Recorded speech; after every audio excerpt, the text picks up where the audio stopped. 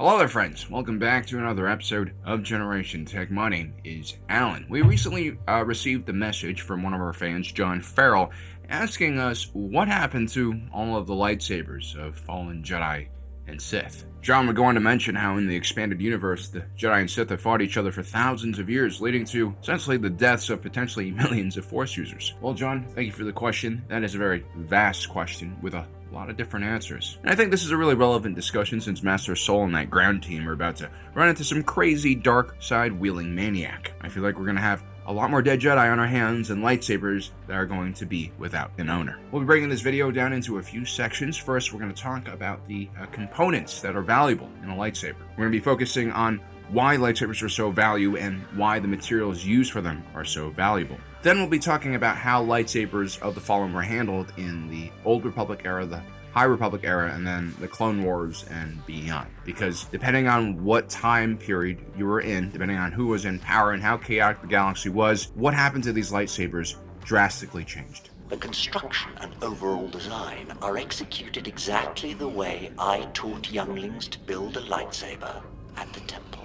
So when it comes to the construction of lightsabers, you'll find that most lightsaber schematics and designs through the different eras actually all came from the Jedi Order, especially in the last 1,000 years before the Clone Wars, and this happened for a variety of reasons. One, the Jedi don't really want you to know this, but the Sith first emerged from the Jedi Order as Dark Jedi during the early Force schisms. There was basically an ideological breakdown inside of the Jedi Temple between those who wanted to study the dark side of the Force and those who thought that was a dangerous and bad idea. The details now are quite murky because most of this content is Legends material, although slowly more and more Legends material is being kind of merged into the canon material. For you Old Republic fans, that could be good news, depending on who you ask. This Force schism happened anywhere like 5,000 years before the Battle of Yavin, basically. And these Dark Jedi would form the first Sith Order and Empire on Korriban. So because the Jedi and the Sith share very similar roots, the lightsabers that we see the Sith use are also going to be very similar in design to the Jedi lightsabers.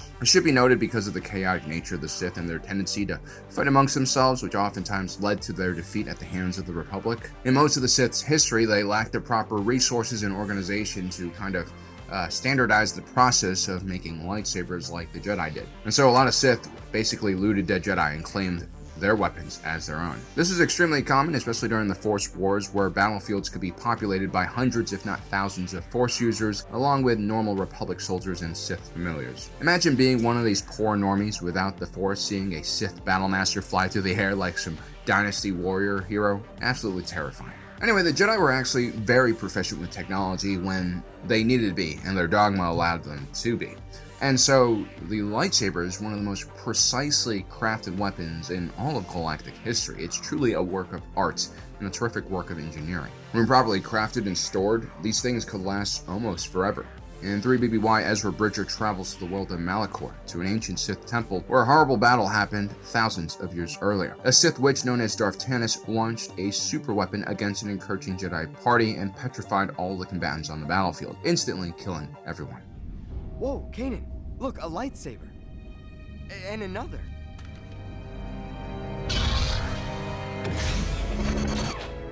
Most likely, the power cell of this thing was depleted and there was just like a residual charge left in the kyber crystal, which is why it turns on for a split second.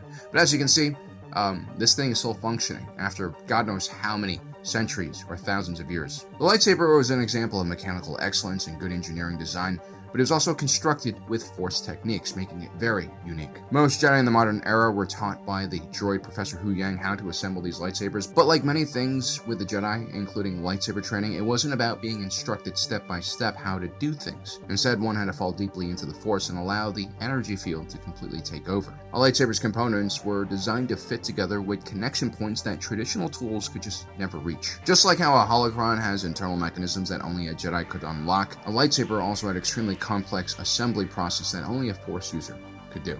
And so when a lightsaber is taken by a scavenger, they really have no chance of actually disassembling this thing part by part.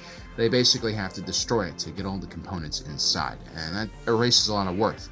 Ideally, you have collectors finding these things and then kind of selling them to private collectors or museums. Now, the hilts of these lightsabers could be built of many things, from cheap Durasteel, like with the Inquisitor blades, to light and durable Brylark bark. like Gungi the Wookiee's blade. Palpatine's lightsaber was made out of electrum, an extremely rare metal only high-ranking Jedi were allowed to use. This is most likely a mockery of the light side. The Sith love doing stuff like this. Palpatine's lightsaber also had iridium in it. This was an extremely precious metal that once backed the galactic credits. This probably symbolizes how Palpatine and Plagueis used the financial system to take over the political system. Lastly, Palpatine's blade had prick inside of it, and this was a type of metal that was highly resistant to all sorts of damage, including lightsabers. Some say that this material is even stronger than Beskar, which makes it very impressive and also rare and expensive. And so, as you can see, Force users really liked customizing their lightsabers to fit their personality, their fighting style as well. Like Count Dooku had that curved lightsaber we all know and love. That really fits the dueling Makasi Form 2 style, which includes a lot of thrusting, fencing style movements. You also had the Darksaber, for instance, which was made out of Beskar because it was a Mandalorian lightsaber. And of course, this type of metal, like all the other metals we talked about, was extremely valuable on the black market. Most of these lightsabers also had power sources that were pretty robust. We talked about Sherwood Imwe's light bow, which used one of these batteries, and it basically turned his blaster into an anti-aircraft cannon. I mean, it's pretty impressive power that these little lightsabers have inside of them. Again, if you're a scavenger, these are the things you're going to be looking for. But the most valuable part of a lightsaber is actually the crystal itself. Throughout history, the Jedi have cautiously controlled access to kyber crystals, and this starts at the mines themselves, like the ones on Jedha and on Halloum. These are Jedi-run facilities that are basically off-limits to everyone else. Even researchers like Galen Erso, one of the galaxy's leading crystallographers, who genuinely wanted to study the properties of kyber crystal to create a new type of clean and renewable energy, was denied access. And this has a lot to do with the Jedi's philosophy and how to approach the Force. They were very reverential of the Force. They were hands-off. They didn't really want to poke and prod and figure out how the Force worked, and this also extended to the kyber crystals. Plus, the kyber crystals are semi-sentient objects, and when a Jedi forges his lightsaber, he actually bonds with his crystal, and these crystals reflect the energy of the individuals that use it. It also serves as a conduit of a Jedi or a Sith's force powers. This is a really intimate connection, and plus, these kyber crystals had the ability to amplify energy at such an extreme rate. I mean, remember, these things were used in the Death Star, so obviously the Jedi are going to want to jealously guard these kyber crystals so that people don't study them or turn them into massive weapons of destruction. This is also what creates a ridiculous demand for kyber crystals on the black market.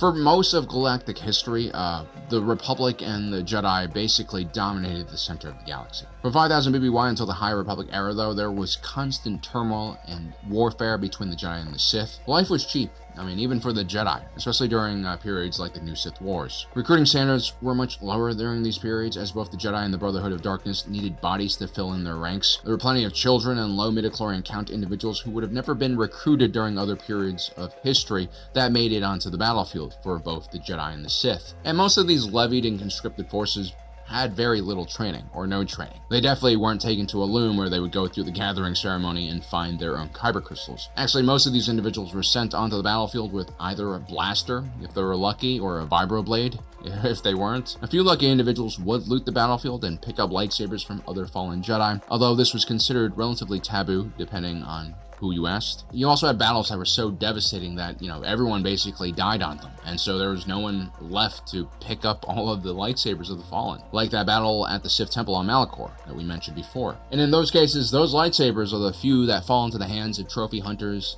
scavengers, collectors, and such. Remember, salvaging materials for scrap is an extremely important profession, especially in the Outer Rim, where you have limited economic development for most of galactic history. Like on Jakku, you had people basically scrapping the same battlefield for almost 3 decades. By Rey's time, she was still managing to find some small components and metals worth salvaging. We live in a pretty consumer-driven society, especially in America, although, that might change in the next few years. But like in much of the developing world, people do scavenge and salvage old appliances, cars, electronics, and get money from them for the materials. Actually, if you call 1-800-GET-JUNK in America, those guys after work, they'll take the appliances that have, copper, nickel, all those precious metals, and they'll bring it to a salvage yard and get cash for those things. So imagine finding a lightsaber like Palpatine's with iridium, electrium, and frick. He had a synthetic kyber crystal in his lightsaber like a lot of Sith did during this period. But yeah, all those metals and even the crystal was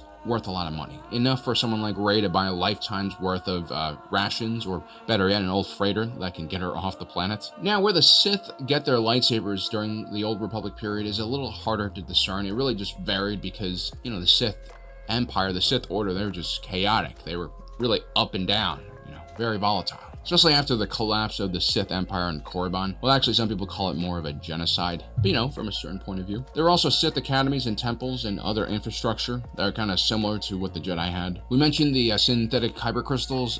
This was used for two reasons. One, the Jedi had a monopoly over kyber crystals, and two, the Sith always stated that these synthetic crystals were a lot more powerful, although that could just be them coping a little bit. Depending on the era, the Sith had either more individually customized lightsabers, but also time periods where mass-produced lightsabers were quite the norm, especially when the Sith Empire was at the height of its power and able to standardize the process. The Sith Order never treated their lightsabers in the same way as the Jedi. The Jedi were always like, your lightsaber is your only true ally, right? It was a very important part of who they were, but for the Sith, these were just weapons to be used, or in, Palpatine's case, he saw lightsabers as a crutch that the Jedi used because, he preferred to be behind the scenes manipulating people so that he wouldn't have to get his hands dirty.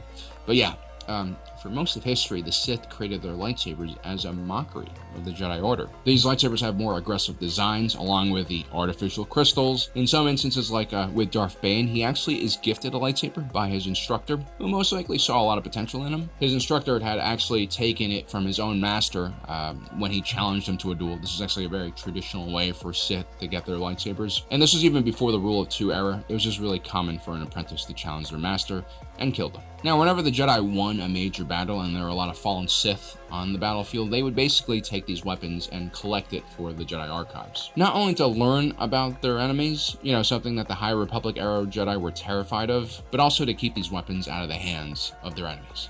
They also want to maintain control over even the synthetic kyber crystals, I'm sure.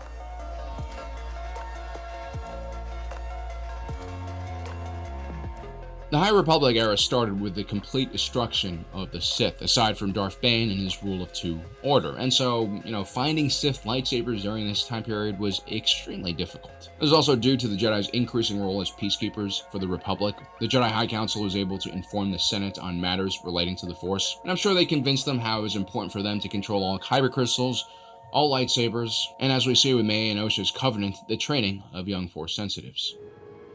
We are concerned that you are training children. The Republic lost. Brendok is not a part of the Republic. Yeah, so this really increased the price of Sith lightsabers, especially on the black market.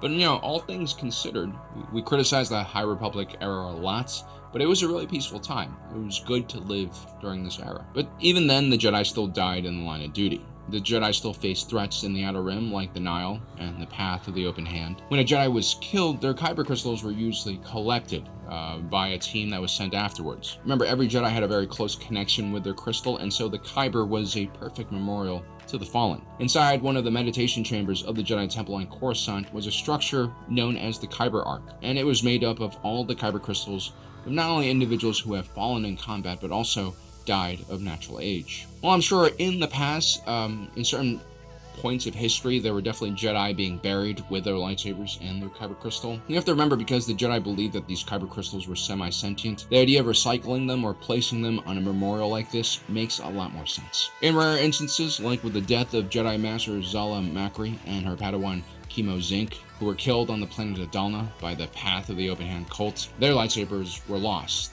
most likely looted by the cult and then given to Star Wars YouTubers who then sold them on the black market. Of course, I never did that.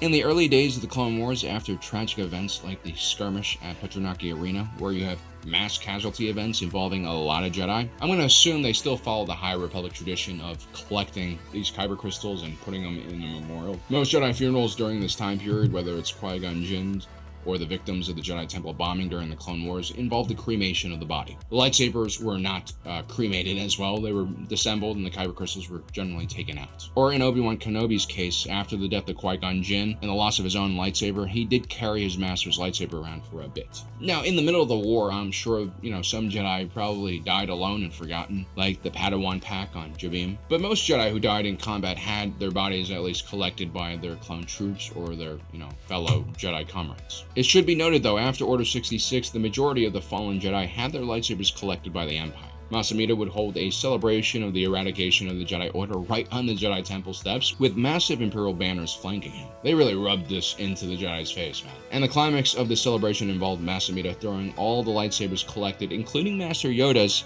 into a giant incinerator. The kyber crystal would explode, giving off an intense amount of light. Interestingly enough, during the celebration, Darth Vader and Emperor Palpatine were overlooking this event, and Vader would basically start his own journey to building a lightsaber after this. And this was a long process. It involved him defeating a Jedi, killing him, and then taking his kyber crystal and bombarding said kyber crystal with hate and the dark side until it bled red. This was a new alternative to the synthetic crystals used by the Sith.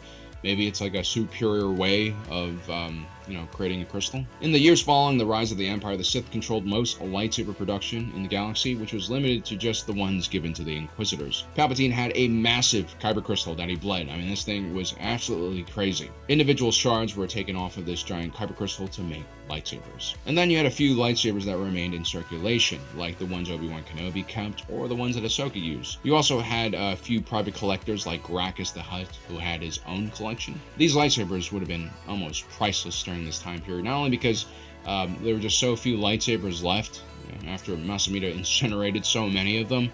It was also very difficult for people to make new lightsabers because all the kyber crystal mines had been either completely mined out for the Death Star project or were just forgotten. And also the art of crafting these lightsabers had been forgotten with the Jedi as well. Well guys, I hope you enjoyed today's video. Don't forget to subscribe and hit that notification button down below so you don't miss out on the rest of our awesome content. As usual, my name is Alan, reminding you that my allegiance is to the Republic, to democracy. I'll see you next time.